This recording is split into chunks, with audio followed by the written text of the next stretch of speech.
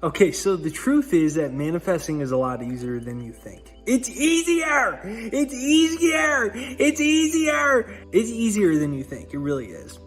I'm having a great day, actually, as you could tell by my enthusiasm. I've just been sitting here for hours, actually, watching the beautiful state park. We have the last house before the state park starts of all the red rocks, and my living room is all glass. And I've just been sitting here watching it, and it's made me just think about, like, why is it that I've been lucky enough to pretty much manifest the exact things that I want in my life? And I realized it's not lucky. It's just that I've done 3 quick, simple, and easy things in my life that a lot of people either don't do, they don't understand, they hear about it but don't do it, or they think it's quite literally silly or foolhardy. I'm gonna share with you exactly what to do to make manifesting easier in your life. So my name is Jake Ducey with JakeDucey.com, and make sure you hit the like button on this side right over there and this side right over there, because it'll send it out to more people. Leave a comment down below that says, today is a great day to be alive. Yeah, just comment it down below. Today is a great day to be alive. Comment that down below. And let's dive right into this video.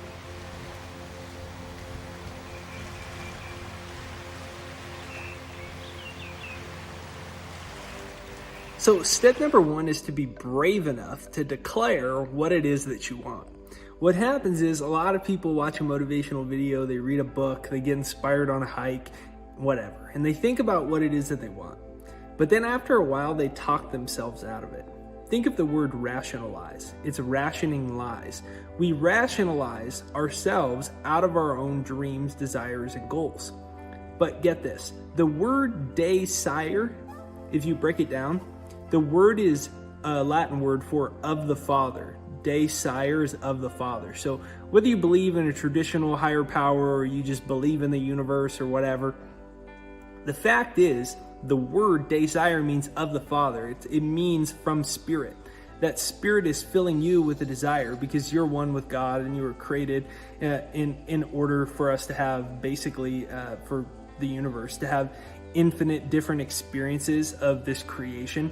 And so you are blessed with this desire, whatever it is, for you to become a millionaire, for you to help starving kids in Africa, for you to be the most amazing mom or dad, for you to just be the person that is a big champion of fitness and running or yoga or God or whatever it is, writing, art, whatever your desires are in life, it's God giving them to you. But what happens is people don't realize that. So then they talk themselves out of it. So you have to be brave enough to truly declare what it is that you want. Even if you're afraid, just be brave enough to declare it. Do a thought experiment and say, I want this thing in my life, and I'm going to do a thought experiment to see what I'm really capable of. And when you do this, what happens is you summon the forces of the universe. It's the same thing as putting a seed in the ground.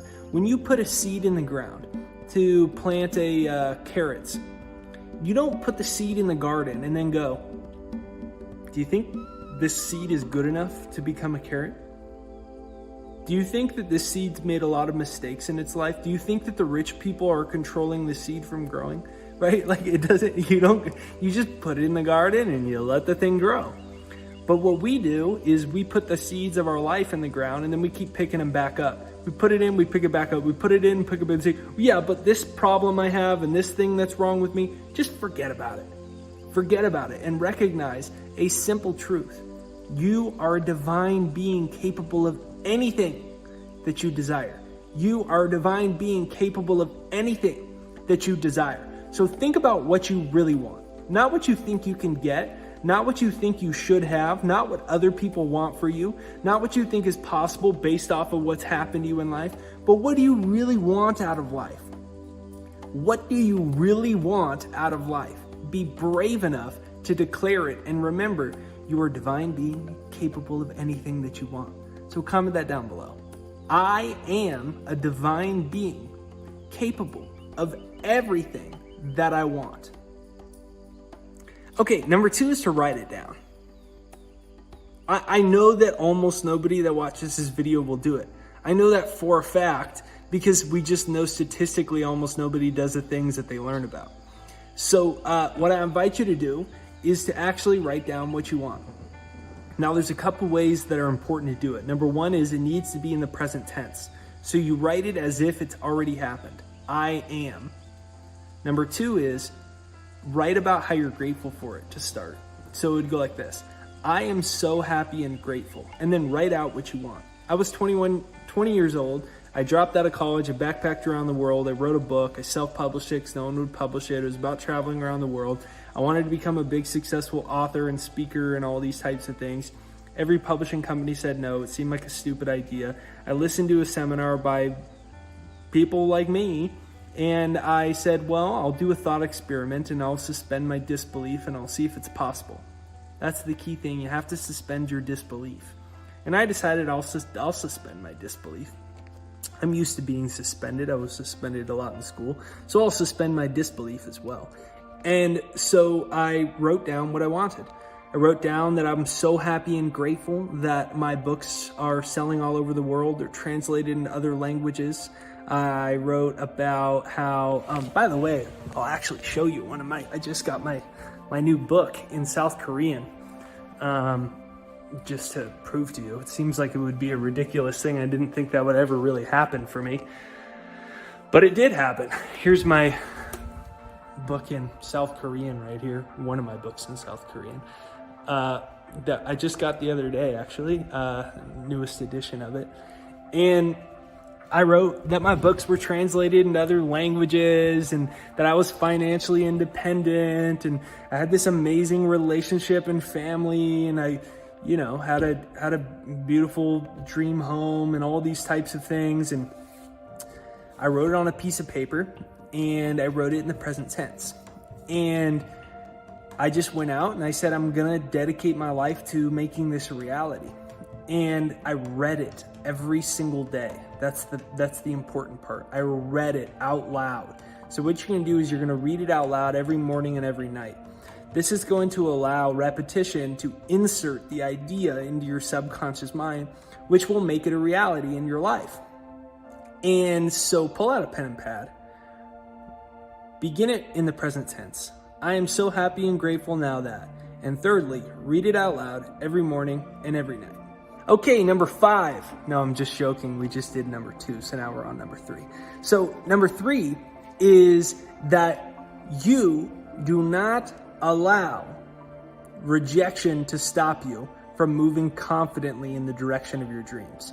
This one happens to most people, and they use this phrase, I guess it's not meant to be. Right? They do the previous steps and they write about having their dream business or being the successful real estate agent or having their soulmate and all these things. But then life doesn't give them what they want right away. And they go, see, God's giving me a sign it's not meant to be. What if instead of what's happening is you've been so deeply programmed since childhood for negatives that you're still manifesting them for a little while because you haven't reprogrammed your subconscious yet? What if that's what's happening? But what most people do is they instead say, no, it's a sign that this isn't meant to be, I'm not good enough, or whatever it is. And they talk themselves out of their own greatness. So I use a couple simple things for that. When someone says no, I say next. When someone says no, I say next. I got denied by, 20, 30 publishing companies with my first book. So I had to sell that book out of the trunk of my car. And I sold that book out of the trunk of my car, and now it's translated into other languages. But I sold it out of the trunk of my car, person to person. So I'd walk up to somebody and say, hi, my name is Jake Ducey. I wrote this book. Are you interested in spirituality travel books?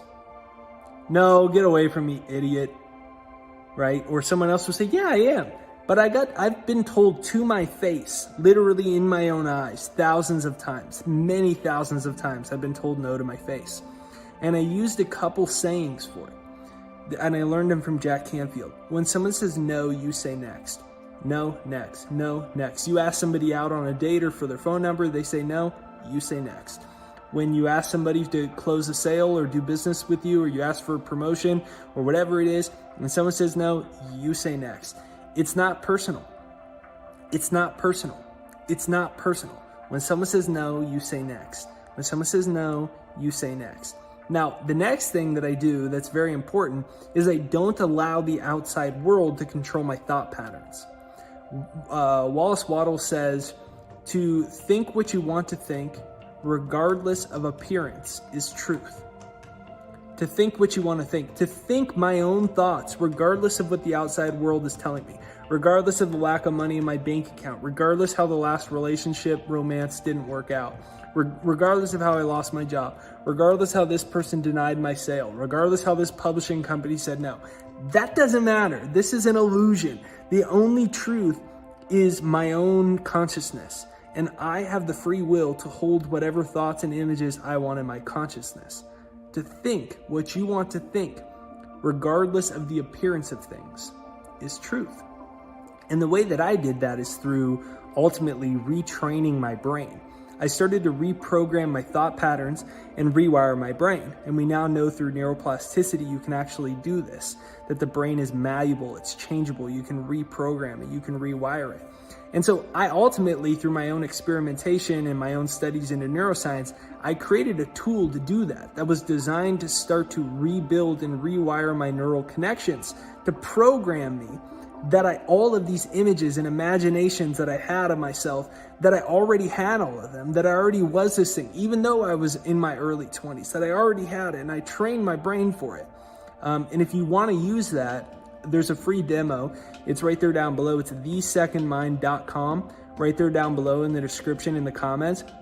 And so what it is a neuroprogrammer I made originally for myself to retrain and rewire my brain. The first mind is the one programmed by society. It's the one programmed by childhood. It's the one programmed to be mediocre. You say, well, how's my brain programmed now? Am I in my first mind or second mind? Well, all you need to do is look at the results in your life. Do you have exactly what you want out of your life? Almost universally, the answer is no. So that means we're in our first mind. It's the one programmed by society. It's not your fault. But you have a second mind you can access, and that's using neuroplasticity to reprogram and rewire it. So if you want to step into your second mind, turn your brain into a magnet for what you desire in life, right there down below is a free demo to the second mind in the description in the comments, and you can use the second mind neuroprogrammer today, right there down below, to retrain and rewire your mind. Now, if you can follow these 3 simple steps, you'll be amazed at the things you can accomplish over the next few years of your life. There's a beautiful quote, and it says that most people, they overestimate what they can accomplish in a year, and they underestimate what they can accomplish in 10 years. I can guarantee you, a few years later, you will look back and be amazed at all the things that you can accomplish in your life following these simple steps. So, if you haven't yet, make sure you hit the like button on this side right over there and this side right over there. The like button is what notifies you for new videos. Even if you're already subscribed, just double check. Have you actually hit the bell notification and subscribe and all that type of good stuff? So make sure you hit all that stuff. Thanks for watching this video all the way through. Be sure to use the Second Mind Neuroprogrammer, the free demo in the description and comments. And remember, you are good enough for everything that you want. You are worthy of your desires. You do live in a friendly universe, and your past is no indication of what you're capable of in the future. So remember these words. You are worthy of what you want. So take a deep breath in and out. Make that your affirmation today. I am worthy of everything that I desire. I am worthy of everything that I desire. And leave that comment down below. I am worthy of everything that I desire. Comment down below, I'm worthy of everything that I desire. And I hear my wife coming in through the door right now, so I'm gonna end this video.